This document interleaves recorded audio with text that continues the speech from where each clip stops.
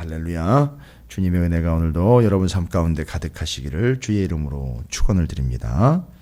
이제 벌써 2월이 돼서 사순절을 또 준비를 해야 됩니다. 준비하는 게 꾸미고 장식하고 이벤트를 만들어내는 게 준비가 아니라 복음서를 좀 충분히 우리가 또 수요일이나 금요일 주일에는 구약 성경을 또 좀 깊이 있게 다루고 있으니까 이 새벽 시간에는 새벽 기도 특별히 나오십시오 개념이 아니라 특별히 사순절 특별 새벽 기도회, 특별히 또 고난 주간 특별 기도회. 물론 이제 고난 주간 일주일 동안은 예수님의 생애 일주일을 또 다시 살펴볼 겁니다. 또 사순절의 기간을 지나는 주일에는 예수님의 생애를 또 다시 살펴좀 봐야 돼요. 반복되거나 또 내지는 또 알고 있는 것 그런 개념이 아니라 사순절 기간을 또 그렇게 의미 있게 좀 보낼 수 있고 또 나눌 수 있다라면 더없이 좋겠습니다. 그러나 이번 해에 나누는 사순절의 복음서와 예수님의 생애는 아마 또 지난해와는 다를 겁니다. 왜일까요?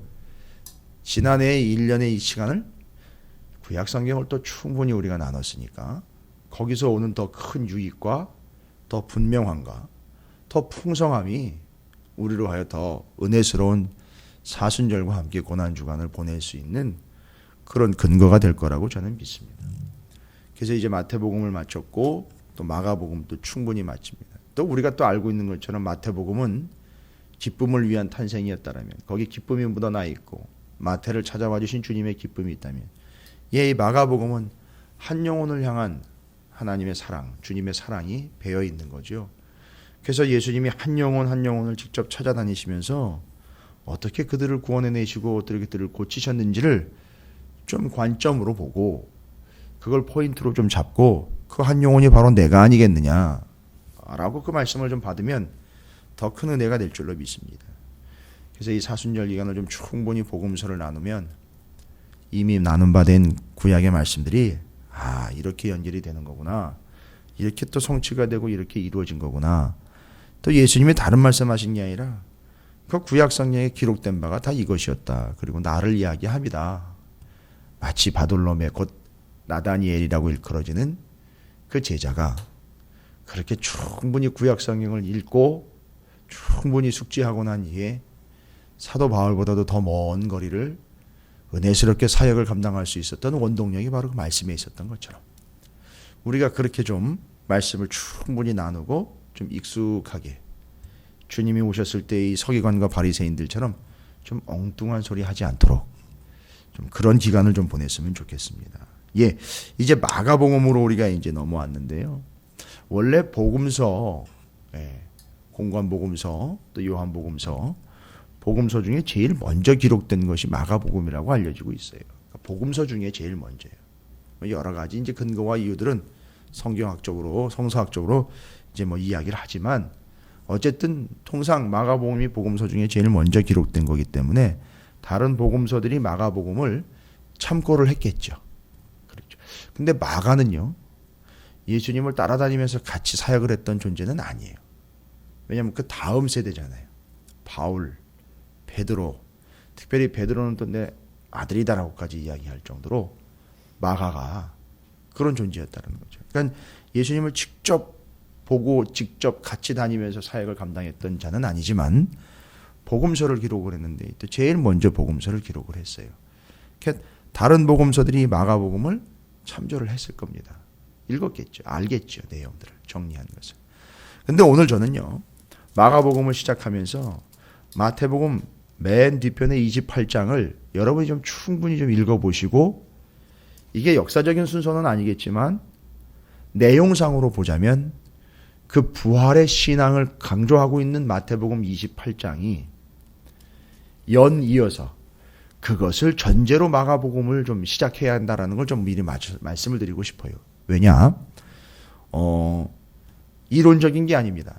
이해를 먼저 해야 되니까 마가복음이 기록된 시기는 로마 대화재 사건의 주범으로 기독교를 지목하고 난 다음이에요. 그러니까 마가복음이 기록된 때가. 추정하기로는 AD 64년 이후로 80년 후반까지 그렇게 좀 잡고 있습니다. 넓게 잡으면 좀 그렇게 잡을 수 있는데, 그럼 생각을 해보십시오. 한 AD 70년 이후로부터 80년 중반까지라고 봐도 그렇고, 그때가 되면 충분히 교회가 어려움 가운데 있을 상황이겠죠. 로마의 핍박을 감당을 해내야 되니까. 자, 그런 상황에서 기록이 된 겁니다. 그럼 왜 마태복음 28장의 부활신앙을 좀 전제로 해줘야 되느냐 하면, 마가복음이 기록될 당시 교회가 로마라는 거대 제국의 고통을 당하고 핍박을 받고 있을 때니 가장 큰 장애물이 나타난 거 아니겠습니까? 가장 큰 문제가 앞에 봉착되어 있는 겁니다. 그럼 이거 어떻게 통과를 해내야 될까요? 예, 부활신앙입니다. 부활신앙으로 이걸 관통을 해내야 됩니다. 이전에 여호수아서는 하나님의 말씀을 붙잡아 강하고 담대하여 평탄하고 형통한 길로 가게 됐죠. 평탄과 형통이라는 것이 바로 뚫어내고 분별할 수 있는 분별력. 그래서 추진력과 분별력이 그에게는 말씀을 통해서 있었습니다. 예, 그걸 굳이 이야기하자면 복음이라고 이야기할 수 있습니다. 왜냐하면 말씀이 곧 복음으로서 신약이 이제 왔으니까요. 자, 여호수아 같은 경우는 우리가 그렇게 설명을 할 수 있어요. 그런데 지금 복음서의 이 시대에 와서는 마가복음을 기록한, 마가가 마가복음을 기록할 당시에 그 거대 제국인 로마가 마치 예수님의 시신을 무덤에다 넣어놓고 그 앞을 꽉 막아버린 그 돌멩이보다도 더 큰 장애물이 이들 앞에 놓여 있는 겁니다. 이거 어떻게 하겠습니까? 바로 이래서 부활신앙이 필요한 겁니다. 그래서 마태복음 28장의 맨 뒷부분에 우리가 이미 살펴본 바대로 부활신앙이라는 게 도대체 뭐냐? 부활신앙이라는 게 뭐냐? 예, 부활신앙은 어제 새벽에도 정리를 했지만 부활신앙은 다른 것이 아니라 16절부터 20절까지를 우리가 살펴봤을 때에 바로 그것은 중요한 두 단어가 나와 있죠. 마태복음 28장 17절에 예수를 배웠고 경배하는 것. 그 다음에 예수님이 직접 말씀하신 거죠. 세상 끝날까지 너희와 항상 함께 있을 것이다. 예수를 보고 경배했다는 얘기는요, 그 앞에 무릎 꿇었다는 얘기죠. 오늘도 세례 요한이 그 앞에 신발끈을 풀기도 감당하지 못할 납작 그 앞에 깔아 엎드려져도 시원찮을 판, 뭐 이렇게 얘기하는 거죠. 그러니까 이 부활하신 주님, 영광의 주님을 뭘로 인정을 하는 겁니까? 경배해야 될 대상, 왕으로 인정을 하는 겁니다. 예, 여전히 하나님 나라 관점 계속 고수해 가는 거예요. 지금 신약이 이야기하려고 하는, 예수님이 오셔가지고 이야기했고 세례 요한이 또 이야기했던 것, 하나님 나라에 대한 얘기입니다. 그래서 예수를 배웠고 경배합니다. 그러나 아직도 의심하는 자도 분명히 있어요. 그러나 경배하는 자가 있습니다. 받아들인 거예요. 받아들였다는 얘기는요, 경배했다는 얘기죠. 경배라는 거는요, 제가 여러분을 경배하진 않습니다. 여러분도 저를 경배해서는 안 되는 거예요. 누가 경배를 받겠습니까? 경배받을 만한 존재는요, 예, 만왕의 왕이신 하나님 우리 구주 예수 그리스도께서 경배를 받는 겁니다. 그러니까 부활신앙이라는 건 뭐냐? 첫 번째, 우리 구주 예수 그리스도 부활하신 주님을 철저하게 왕으로 경배하고 인정하는 거예요. 그렇다면 그 사람에게는 부활신앙이 있는 겁니다. 두 번째는요, 주님이 직접 얘기하신 거죠. 28장 20절에 세상 끝날까지 너희와 항상 함께 하겠다. 부활하신 주님이 함께 하겠다는 겁니다. 부활하신 주님이 다시 오실 때까지. 예, 지금 주님은 어떤 상태죠? 부활하신 상태로 아직 계시는 거예요. 보좌 우편에 계시고 지금 우리와 영으로 함께 하시는 겁니다. 그 지금 그분이 우리와 함께 하시겠다라는 거거든요. 다시 오실 때까지, 재림 때까지. 그럼 뭡니까? 부활신앙은요, 주님이 나와 함께 하심이 믿겨지는 게 부활신앙이에요. 그걸 믿는 게 부활신앙입니다. 그럼 두 가지로 정리 끝납니다. 부활신앙은 하나님을 영원히 경배받으시기 합당한 왕으로, 우리 주 예수 그리스도를 만주의 주로 인정하고 고백하고 섬기는 거예요. 경배하는 겁니다. 인정하는 거예요. 그 다음에 주님은 지금도 나와 함께 하심을 믿는 거예요. 그러니까 부활신앙은 두 가지 점검해보면 다 나옵니다. 주님이 나와 함께 하시느냐, 주님이 너에게 진짜 왕이냐, 두 가지가 부활신앙입니다. 이 두 가지를 챙기면은요, 표현이 좀 그렇습니다만 이 두 가지 신앙이 있다면은요, 부활신앙이 있는 겁니다. 그렇다면은요, 예, 우리는 어떤 문제도 통과해낼 수 있는 겁니다. 그냥 뚫고 나가는 거예요. 예수님이 돌무덤 뚫고 나오신 것처럼 그렇게 나갈 수 있는 겁니다. 이건 아주 명확한 신앙의 근거입니다. 요걸 가지고 마가복음으로 좀 넘어오자는 얘기예요. 물론 시기적으로는 마가복음 뒤에 마태복음이지만 마가복음이 기록될 당시 가장 큰 장애물인 가장 큰 돌멩이, 아예 바위요, 아예 안반인 로마라는 것이 막고 있으니 이걸 어떻게 관통해야 되겠느냐? 굳이 이야기하자면 부활신앙이죠. 또 다시 구체적으로 이야기하자면 오직 예수에 대한 믿음인 겁니다. 그걸 마가는 뭐라고 표현한 줄 아십니까? 오직 예수에 대한 믿음, 복음, 그 복음을 제대로 믿는 믿음, 이걸 얘기한 겁니다. 그래서 마가는 마가복음을 시작하면서 그 고통과 그 아픔의 상황에서 진짜 예수 그리스도라고 설명할 수 있는 그 복음을 확실하게 붙잡는 신앙이 이 거대한 핍박과 이 고통과 이 아픔 속에서 이걸 이겨낼 수 있는 유일한 방법이다 라고 설명을 하고 있습니다. 그래서 우리는 마가복음을 통해서 한 영혼 사랑에 대한 열정도 보지만 우리 구주 예수 그리스도로서 표현된 복음이 무엇인지, 진짜 그 고통 속에서 그 복음을 붙잡는 이들의 부활신앙이 어떻게 역사하는지, 이런 것들을 좀 다시 한번 보면서 사순절을 또 기대하고 예수님의 생애를 또 한시 한번 살펴볼 때 우리에게 더 큰 은혜가 된다는 사실을 좀 정리를 해보려고 합니다. 그래서 오늘 1장 1절부터 13절까지는 전체적으로 다 설명이 복음에 대한 설명이라는 걸 여러분 아셔야 됩니다. 여러분, 뭐가 급한지 다른 복음서들과는 달리 족보도 없고, 그죠? 순서대로 이렇게 따져가지고 예수님이 태어날 때까지 족보를 이렇게 훑어보는 것도 아니고, 예수님의 태어난 이야기도 없고, 예수님 태어날 당시의 상황도 배경 설명도 없고, 예수님의 어린 시절 얘기도 없어요. 마가복음에는요. 여러분, 왜일까요? 그런 걸 이야기할 여유가 없는 거죠. 본론으로 바로 들어가야죠. 왜요? 지금 시급한 상황이거든요. 핍박을 받고 있고 고통을 당하고 교회가 아프거든요. 다급한 겁니다. 바로 본론으로 들어갑니다. 하나님의 아들 예수 그리스도의 복음의 시작이라고 바로 들어갑니다. 여러분이 이 짧은 문장 속에서 그 당시에 긴박함을 여러분 정리하시기 바랍니다. 따라서 우리가 빨리 정리해야 될 건 뭘까요? 복음이 뭐냐 이거예요. 복음이. 복음 하는데 복음이 뭐냐 도대체. 이제 예수 그리스도께서 부활 승천하신 지 지금 30년이 넘었습니다. 이 마가복음이 기록될 당시면요. 지금 40년째가 넘어가고 있습니다. 그런데도요. 여전히 아직 복음이 뭔지 예수가 뭔지를 정리가 안 된다면 이 거대 제국 로마가 핍박하고 있는 상황에선 교회는 무용지물이 될 수밖에 없고 맨날 당하는 입장으로만 세워질 수밖에. 나중에는요. 복음이 뭔지 모른다면 교회가 존재할 이유와 가치가 없는 거죠. 자, 그래서 오늘 복음을 정확하게 정리를 합니다. 복음에 대해서 정리하는 거예요. 복음이란 이렇게 하지 않아요. 왜냐하면 아직까지 복음이라는 개념화시키고 있기 전 단계이기 때문에 복음이란 이런 것이다라고 이야기하지 않고 예수 그리스도를 통하여 설명을 하고 있어요. 이 복음을. 그러니까 말하자면 예수 자체가 복음이다라고 명확하게 정리합니다.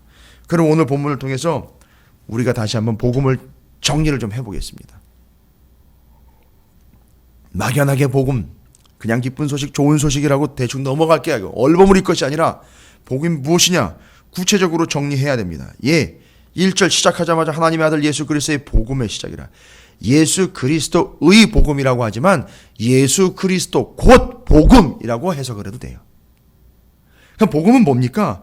복음은 하나님의 아들인 예수 그리스도. 왜 자꾸 하나님의 아들을 거들먹거리는 걸까요?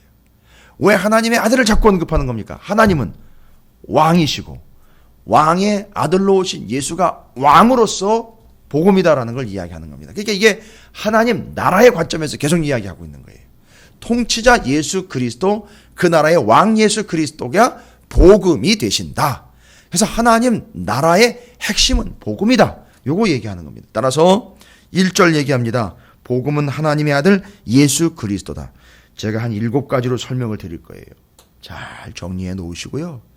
이거를 여러분이 늘 뇌리에서 떠나가지 않도록 계속 되뇌이시면서 어느 누구에게든지 오늘 본문을 가지고 복음은 이거다라고 좀 설명 가능할 정도로 여러분이 좀 새겨놓으셨으면 좋겠어요.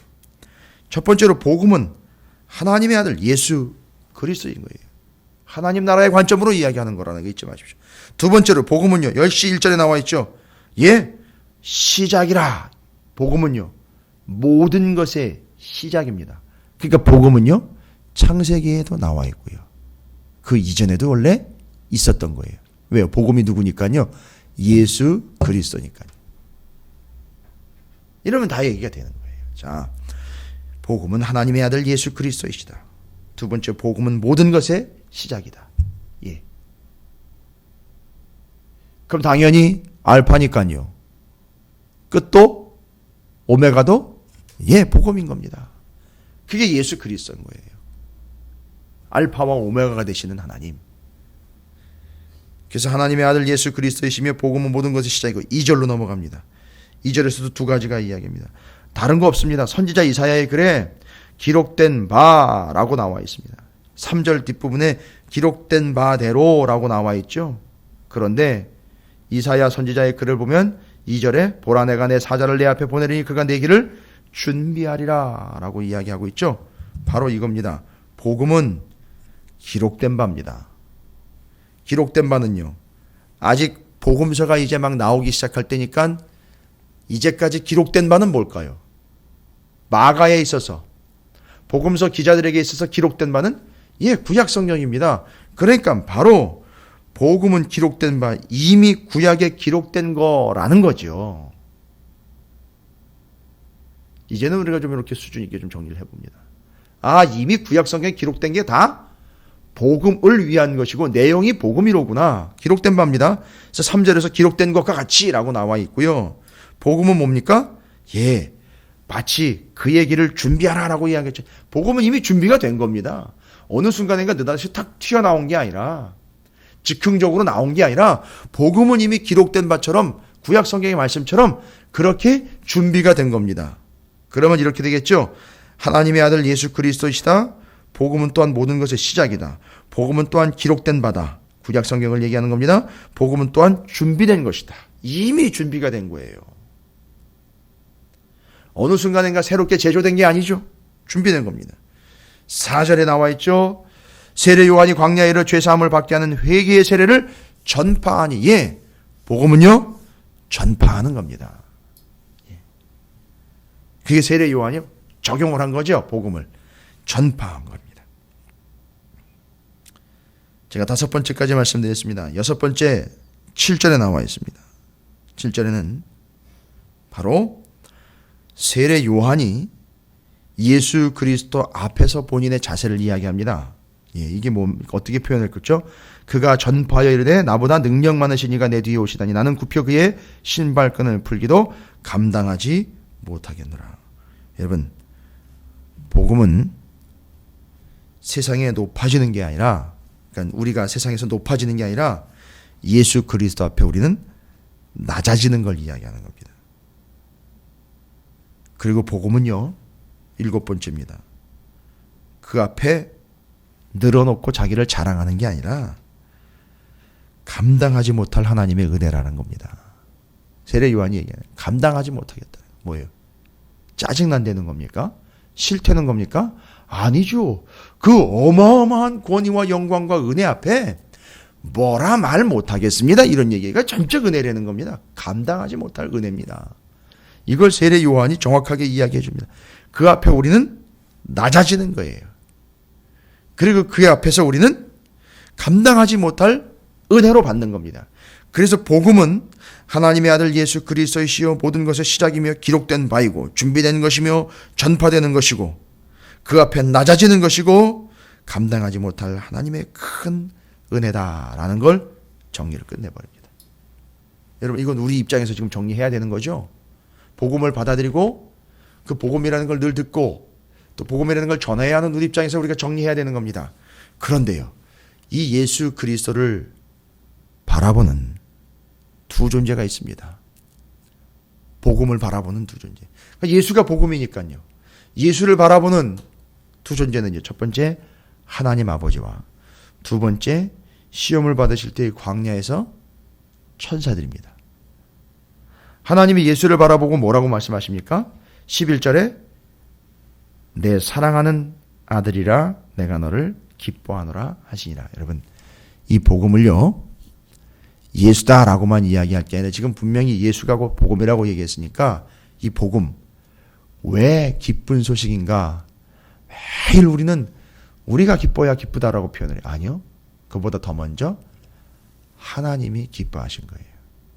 하나님이 기뻐하시면 우리가 해야 돼요. 자녀된 도리로서 아버지 하나님이 기뻐하시는 건 우리가 챙겨야 돼요. 그게 효도예요. 믿음의 효도입니다. 그러니까 하나님이 복음을 기뻐하시는 거예요. 어느 누구보다도 제일 기뻐하신 분이 바로 하나님입니다. 그 다음에는요, 천사들 같은 경우는 어떻습니까? 예수님이 광야에서 시험 받으실 때 들짐승과 함께 계시니 13절에 천사들이 뭐 하더라? 수종 들더라. 예. 천사들은요, 예수 그리스도를 수종을 들었습니다. 뭔 얘기입니까? 복음의 권위예요. 이 복음은 권위 있는 겁니다, 여러분. 천사가 수종을 들 정도입니다. 그러니까 우리가 지금 복음 7가지로 정리했습니다. 우리가 이렇게 받아들여야 되겠죠? 예수 그리스도요, 모든 것의 시작이요, 기록된 바일 뿐만 아니라 준비된 것이고 전파되는 것이고 그 앞에 우리가 낮아지는 것일 뿐만 아니라 이건 감당하지 못할 하나님의 은혜라는 걸 우리가 받아들여야 되겠죠, 복음으로서. 근거는 뭡니까? 그게 하나님의 기쁨이고 천사들이 수종들 정도로 복음은 권위 있는 것이다 라는 걸 정리하는 겁니다. 그래서 우리 7가지로 정리한 겁니다. 우리가 그렇게 복음을 받아들입니다. 따로 또 7가지와 또 2가지로 나눌 게 아니라 다 포함하면 그래서 복음은 하나님의 기쁨이요 복음은 천사들도 수종들 권위 있는 것이디. 우리가 그것을 전적으로 받아들이 하나님의 뜻이다 라고 정리해버리면 되겠습니다. 예, 이제 우리는 복음서인 마태복음을 한번 정리를 했고 마태복음을 통해서 구약성경과의 기록된 바를 좀 연결하려고 애를 많이 썼습니다. 마가복음에 와보니 더 풍성하게 우리가 정확하게 좀 정리할 수 있는 근거들이 좀 생겨나고 있지 않은가 싶습니다. 기대와 또 소망을 가지시고 복음서가 정리되면서 복음이라는 게 좀 더 정확하게 정리가 되고 기록된 바와 좀 연결되고 복음의 본질이 좀 우리가 확실히 정리가 되는 저 뒤에 나오는 서기관 이야기가 있습니다.